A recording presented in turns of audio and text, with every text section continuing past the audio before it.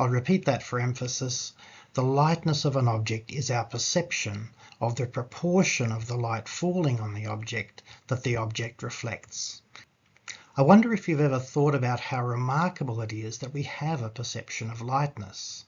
If we needed to place something white beside an object in order to judge its lightness, it wouldn't be nearly so remarkable. We could simply compare the amount of light directly.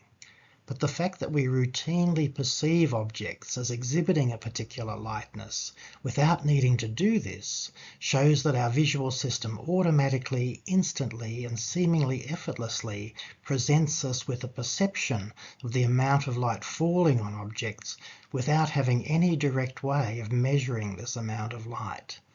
To do this, it must essentially arrive at a guess at the combination of illumination and reflectance responsible for the light reaching our eyes from each area that we see.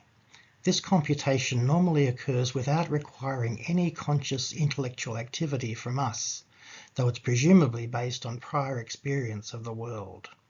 Indeed, our visual system does this so automatically that it seems to us as if our eyes just directly detect the lightness and colour of objects, which is why it never occurs to us how extraordinary this perception really is.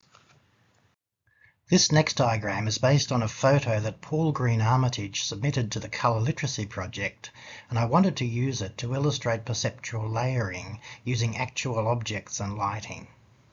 One way it's a bit more complicated than the previous diagrams is because there's another layer involved here. On the plate and a little bit on the banana, there's a layer of specular reflection or highlights, classified as luminous colour, that forms a third perceptual layer. But setting that aside for now, we see on the left the object colours comprising the light yellow with some darker variants of the banana, the white of the plate, and the light brown of the wooden tabletop, and on the right you see my representation of the illumination colours. Once again, we perceive these patterns of object colours and illumination colours superimposed in the same area.